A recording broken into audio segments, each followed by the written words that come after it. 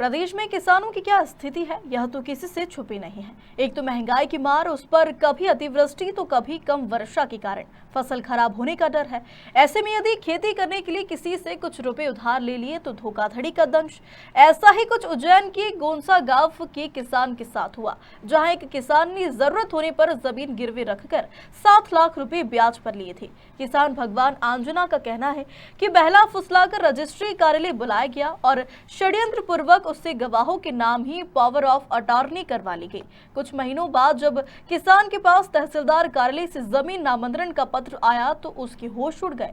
1 साल से किसान न्याय के लिए सरकारी कार्यालयों के चक्कर काट रहा है।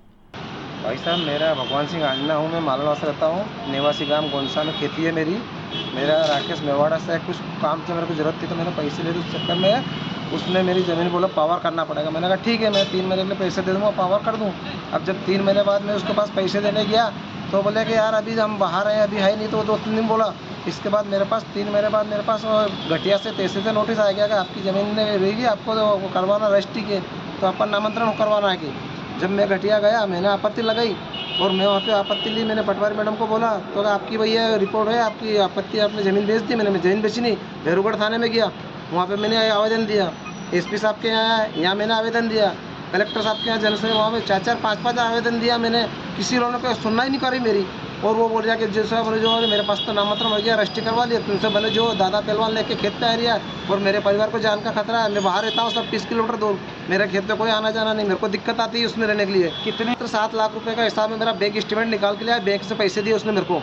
और मेरी करोड़ों की ज़मीन है साहब, 20 लाख 25 लाख का भाव है ज़मीन का। आज 4.25 बीघा ज़मीन है साहब मेरी।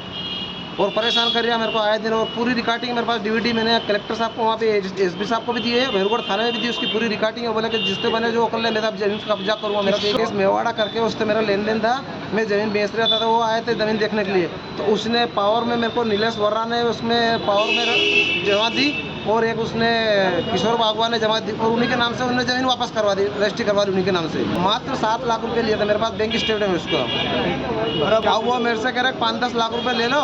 मैंने किसी विश्वान बिठाया लोगों को, मैंने कहा यार ऐसा हो रहा है। तो मैंने अपने वाले को बिठाया तो उन्होंने बोला कि मेरे को तो 40 लाख रुपये 50 लाख रुपये तो आधे आधे करके बेच लोगे। मैंने कहा हराम की थोड़ी आधे आधे करके बेच लूँगा, तेरा हिसाब जो ले।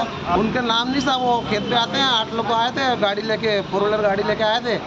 जब मैं शाम को था फिर मैं डर के मारे चला गया और भैया और वो आए थे, मेरे बालक और भैया आए थे। तो उन्होंने बोला कि अब तो हम कब्जा भी करेंगे। तो मेरे को दिसंबर की बात है, दिसंबर आएगा, 1 साल भर हो जाएगा। और मैंने कोर्ट में केस भी लगा दिया, दावा चल रहा है सर मेरा कोर्ट में। उज्जैन से विमल बैंडवाल की रिपोर्ट।